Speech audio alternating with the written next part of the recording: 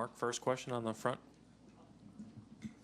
Steve, Mark McDaniel, Bay Area News Group. How's Andre's availability tonight? And He's going to test it out on the court. I think he's likely to play, but I don't have official word yet. As soon as he's done with his warm-up and Chelsea tells me, and then we'll announce whether he's good to go or not.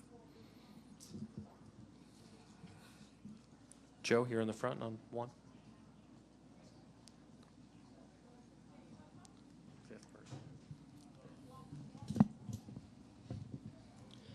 Joe Varden, Cleveland.com. Steve, I was listening to what you were saying today about Michael and activism, and how when you guys played that it was a different time.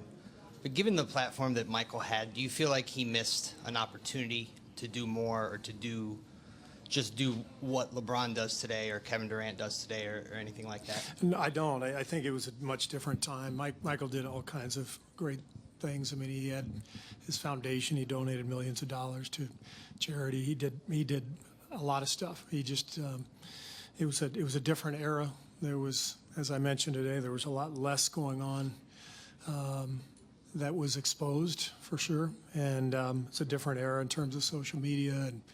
And but no, he always did a lot of great things for his community, both in Chicago and in North Carolina, a lot for his school, and so I can't say anything like that. Anthony over here on the right side. Mike's coming from behind. Anthony Slater with The Athletic. I was just wondering how Clay's doing. I know he's probably playing, but just how has he responded the past few days, and how much has he been able to do? He sort of half participated in practice yesterday and shoot around this morning. Kind of picked his spots, but he's doing fine. He'll play. Anyone else? Over here, third row. Steve, Kenny Rhoda, WHBC over here. Hi, Kenny. You seem to be a proactive coach. Go back a couple of years when you pulled Bogut out of the starting lineup, made some changes there, and then you started JaVale last game. Is that your philosophy? Is that your other coaches coming to you and offering ideas? How do you go about making those changes? I think you always make every decision with the staff. Everybody debates decisions, and you come up with whatever you come up with. And I think every team is different.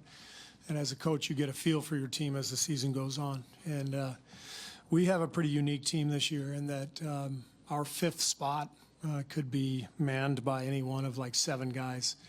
We kind of know who the first 4 are going to be down the stretch. But based on injury, based on our roster, based on positionally, we've had a lot of different options to go with, and each series presents a different challenge. I don't think JaVale played in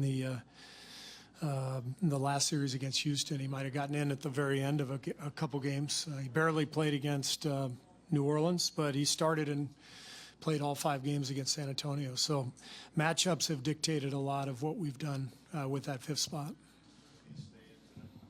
I don't answer those questions. Thought I'd try. Yeah, good try. Second row on your left. Michael Pina, Vice Sports. Coach, Rodney Hood hasn't really played much in this series, but what problems can he pose in this matchup, even going back to when you coached against him when he was on the Jazz? He's a talented player. He's a three-point shooter. He's a good driver. So we know he's very capable of coming in and being productive.